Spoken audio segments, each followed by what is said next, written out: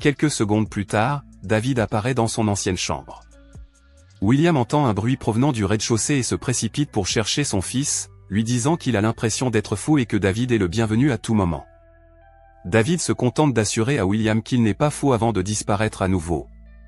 Le lendemain matin, David envisage d'aller voir William pour de bon, mais il n'arrive pas à lui parler. Il se rend plutôt chez Millie, et la mère de Millie est tellement choquée d'apprendre que David est vivant qu'elle le serre dans ses bras. Elle informe David que Millie travaille au bar local et David s'y rend, mais il se sent à nouveau lâche dès qu'il voit Millie, qui a grandi. David essaie de partir sans se faire remarquer et tombe sur Mark, plus âgé, qui le reconnaît immédiatement et commence à lui poser des questions.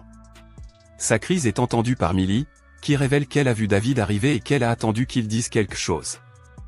Cela rend Mark jaloux et il essaie de faire des avances à Millie, ce qui pousse David à lui donner un coup de poing. Cela déclenche une bagarre qui se termine à l'extérieur, donnant à David l'occasion de pousser Mark à travers une clôture et de le téléporter loin pendant que personne ne regarde. Ils apparaissent à l'intérieur de la chambre forte de la banque que David a cambriolée, et David menace Mark de pire avant de s'enfuir, laissant Mark dans la chambre forte en guise de punition.